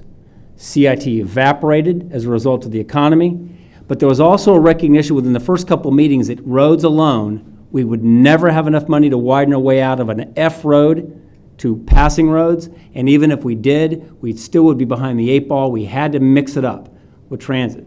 So I recognize that there'll be those that are concerned about saying we need more revenue, but we're one of the largest states in the nation, one of the fastest growing regions. We're going to have a revenue source, and I'll use the word tax.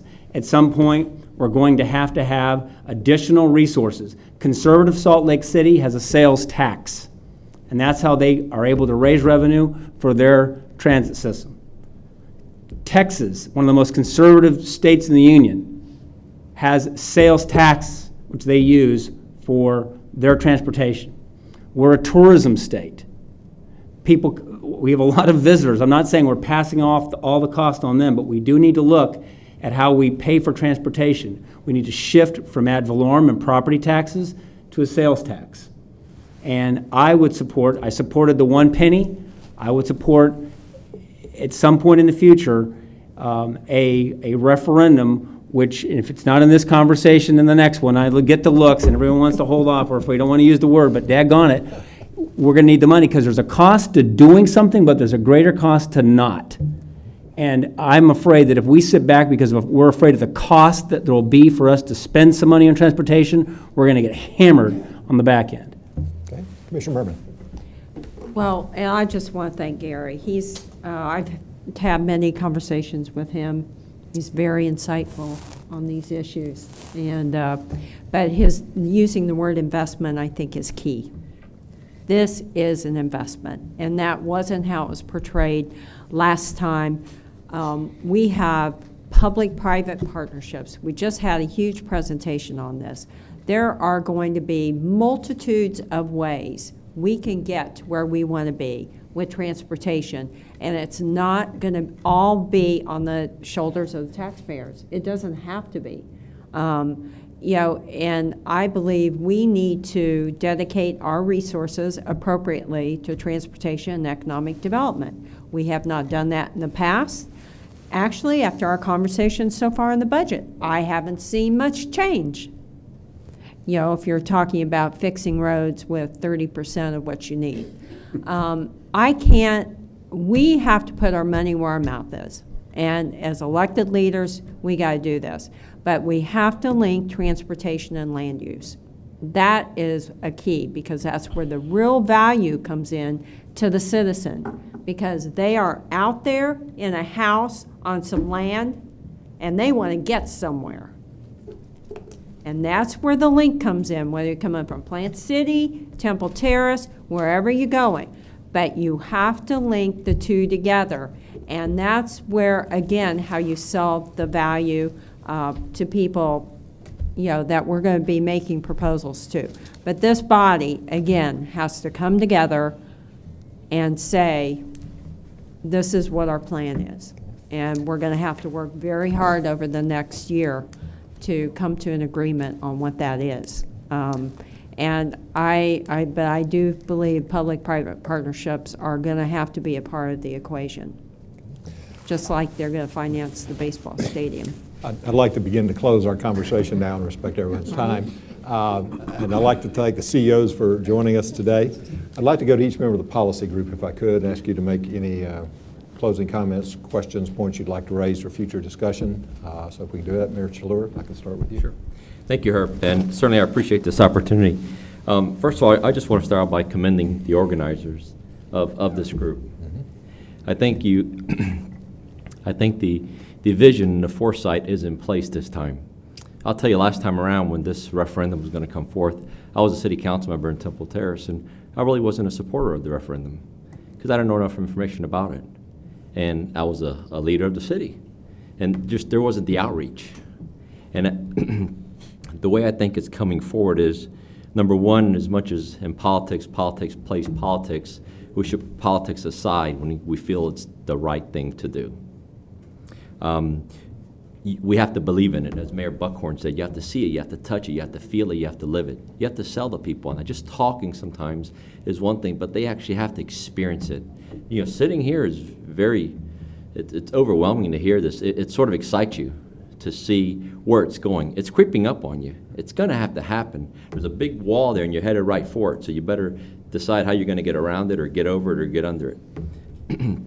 I think that the structure that's in place right now is right. You have all the leaders up front that are here now. You're not going to reach out to these leaders after the fact when somebody makes a noise, say, what about us? We're not involved. You have the different leaders of the jurisdictions. You have the MPO. You have the Planning Commission. Heartline's here. I mean, all the different members are here. EDC is here. Business leaders, which is very important. And then at some point, you have to start transitioning some citizen active groups in here so they have the buy-in. Once they feel it and believe it, it will start to spread. But sometimes they see these political leaders that come up with these ideas, they try to pitch it on them, and they're like, well, but when they hear it it's like when you tell your kids something, okay, mom and dad, but when their buddies tell them something, they listen to it more. And that's the same thing with citizens. I mean, if the next door neighbor is having a conversation with their neighbor, it's much more effective than them hearing something on TV. So, having said that, I just think it's the right start.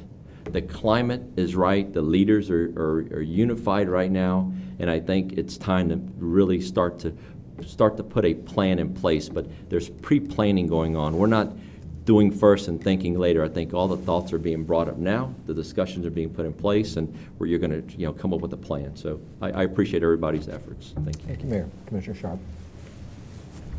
I'm honored to be part of this. I want to thank the mayors for being here. I think this is one of the best political environments that I've been in since I was elected in 2004. We've got a great Board of County Commission. We've got new dynamic leaders from the EDC, at the airport, the port, throughout the community. We got a mayor who's driven to turn downtown into just a great place to live. You've been incredibly successful in your short 2 years here.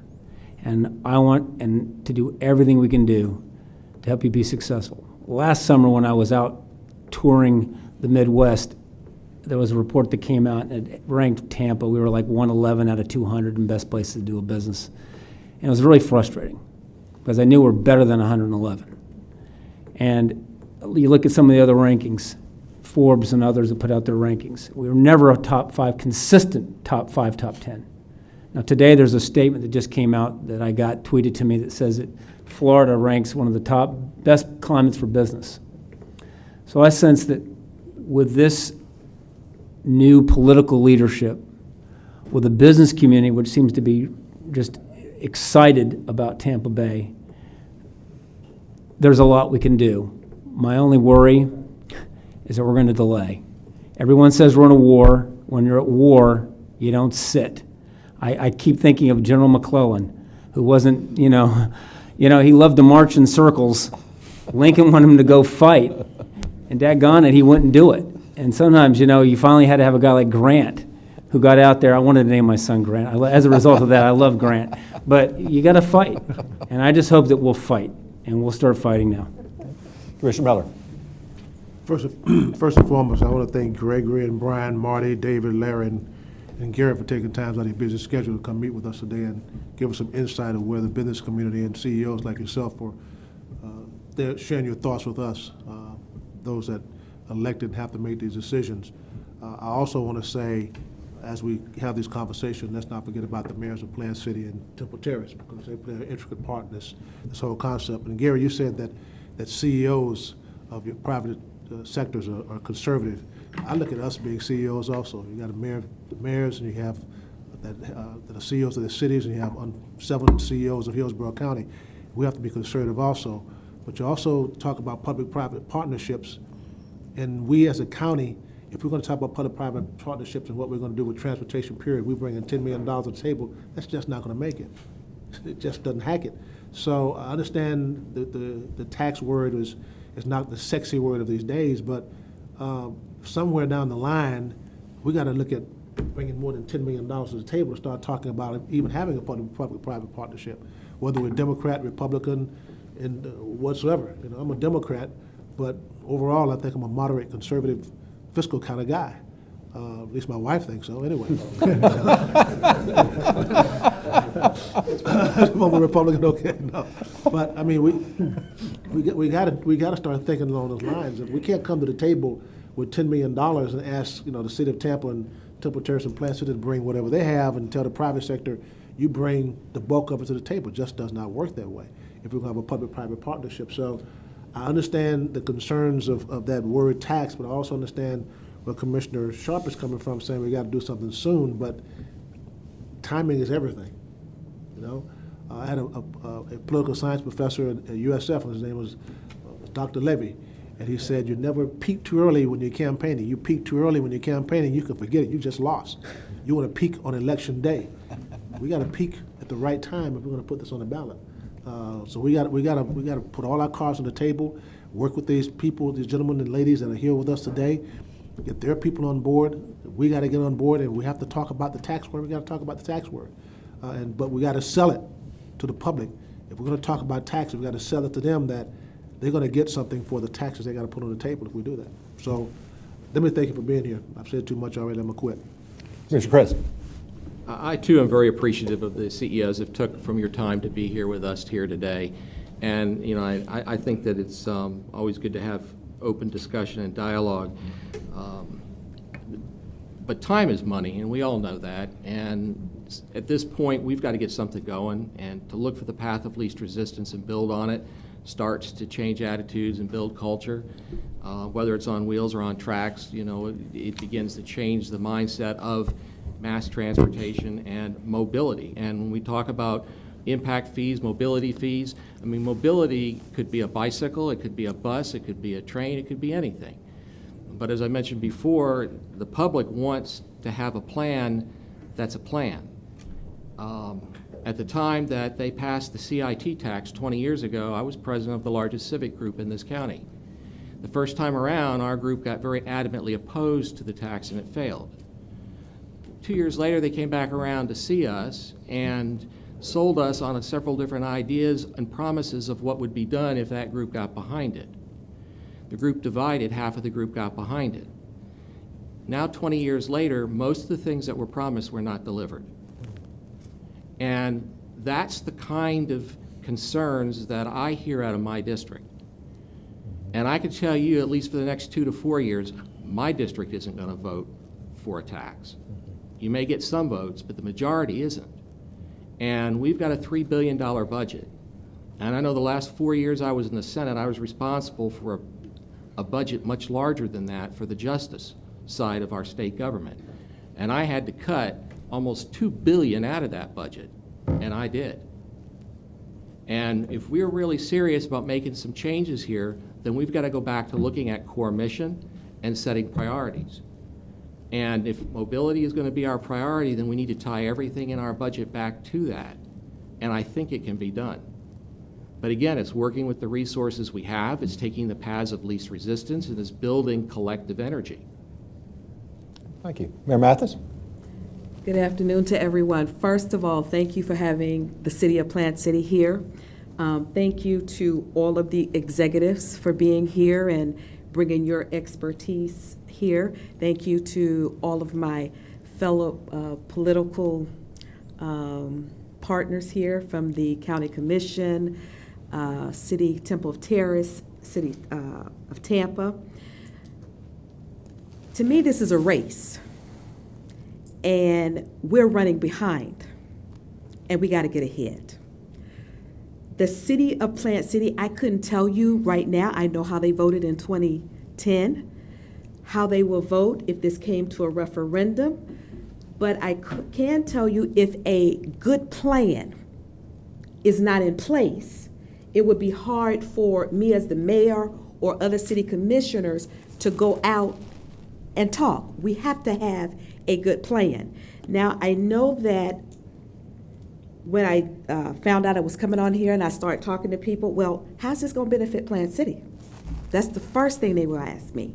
So in this plan, if it's a plan of, say, 10 years, and I know that if it starts Plan 1, Plant City may not be a part of the transportation because we're going to have to get it where the masses. But as we look at this plan and it expands, we're going to have to include City of Temple Terrace and Plant City.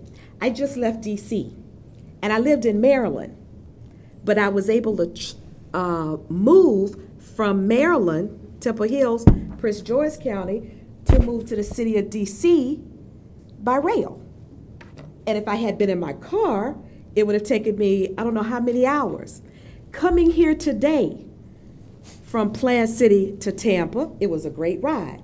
Now, I am not looking forward to that ride on I-4 going home. So there is a need, and Plant City will be at the table. We're going to be here with the conversation, but we're going to have to be a part of the plan. And in that plan, then we'll be able to take that word out and also bring some business leaders from our area in here to have conversations. But thank you all. To Commissioner Miller, you made that, Les, you made that, you know, Temple Terrace and Plant City has to be on board. You're correct. But we got to be a part of the plan, and we're glad to sit here at the table. So, Thank you. Commissioner Ingebaum? My turn. Yes, sir. whether it's timing or atmosphere, I think more than anything, people want to know you care. They want to know that your opinion, your feeling has value, and is important. I was part of that group. How are we doing now?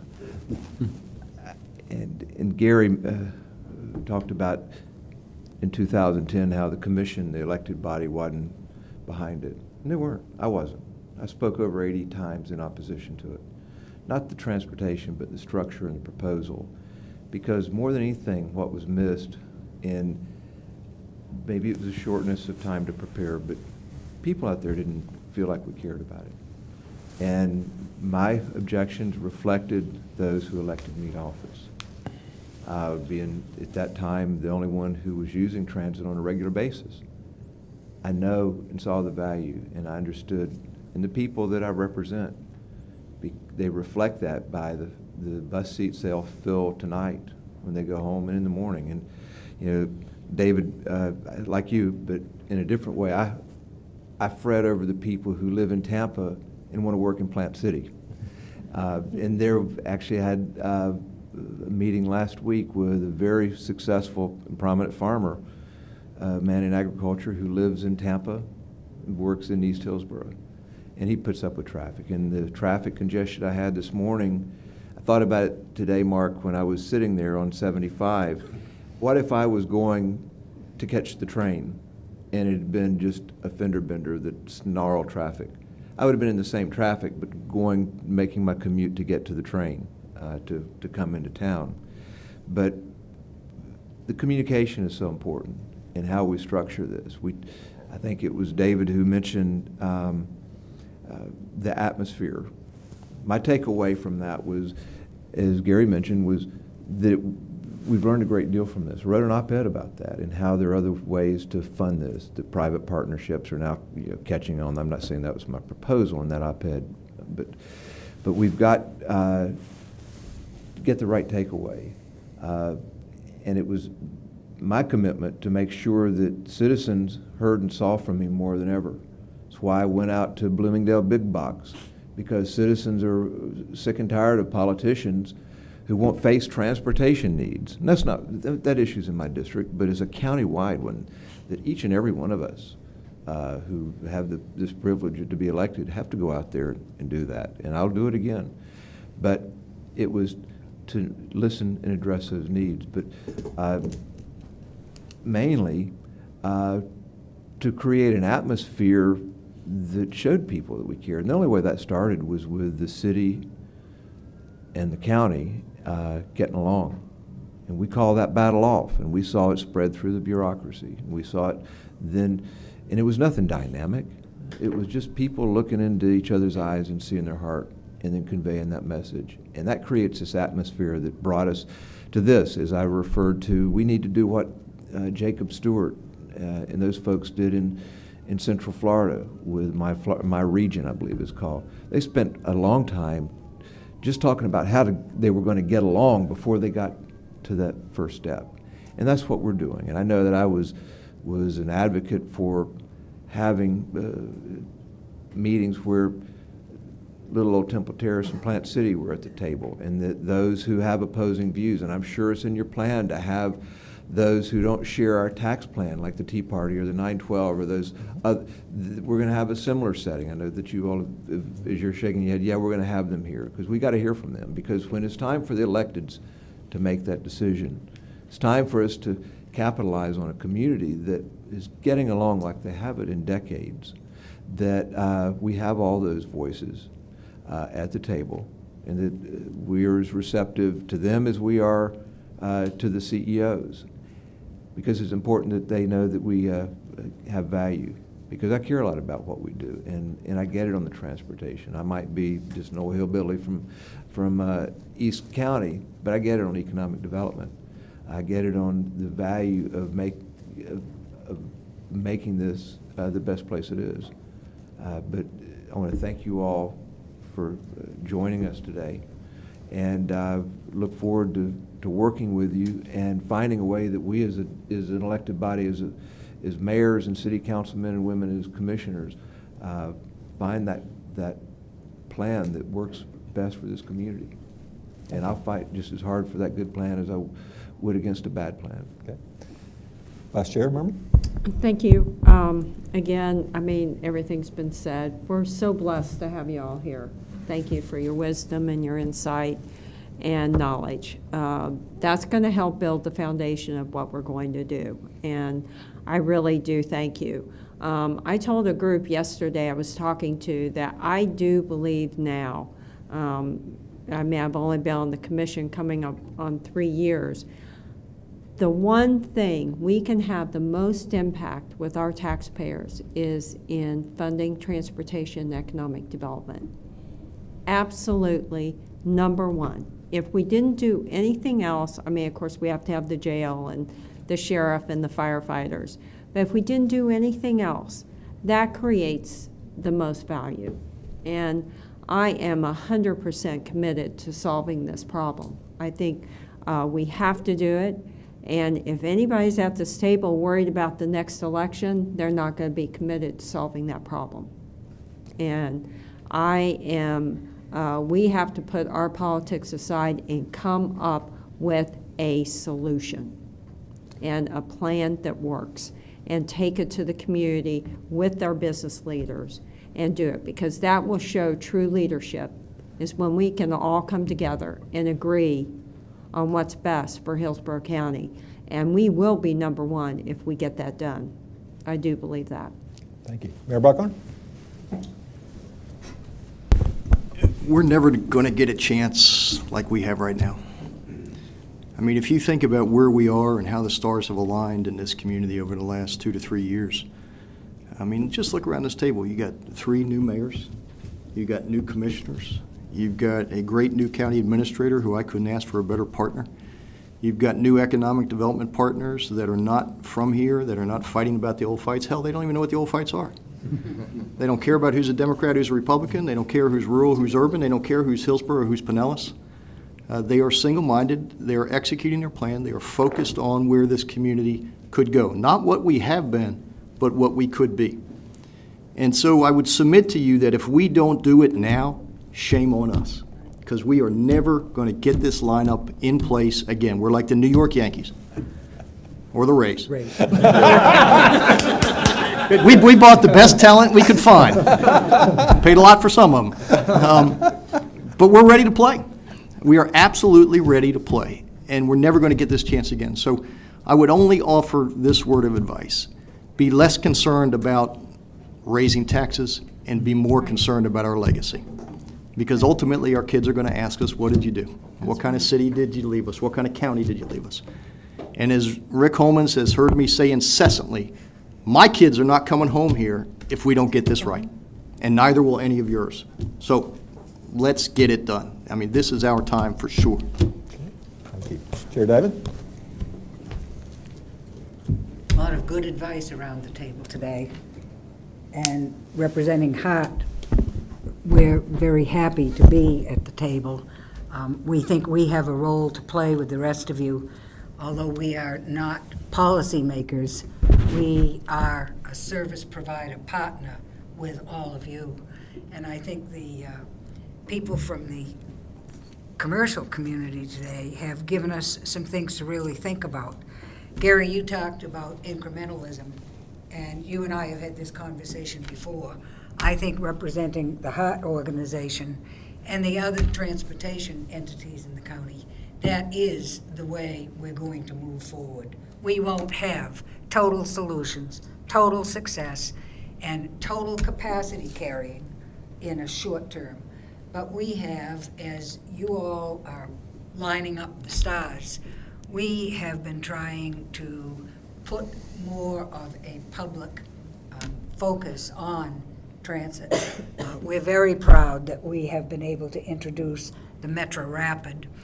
It's offering some great service over into the Temple Terrace, New Tampa area, and we are already planning on the second segment of that from West Shore into Temple Terrace. So I think we're laying some of the groundwork that a referendum will be able to build on. We're showing people that mass transit is not something that is to be avoided. We're showing that mass transit is something that they can rely on, that they can be comfortable in, and that is up to date. So we're here as a public partner and ready to supply all the cooperation that we can supply as you, the policymakers, proceed forward. Thank you. I'd like to announce to everyone here in the room and all those who will be listening, on August 6th, which is Tuesday, 6 p.m. in this room, we'll be open for invited public to come. We're going to facilitate a similar discussion with them about the relationship of transportation and job growth. We certainly would include all those groups. Again, I'd like to thank the CEOs for your time. I'd like to thank all the policy group leaderships for being here today. And we will end so that Mayor Mathis can get on the highway and get to Plant City. Thank you. Appreciate you doing it very much.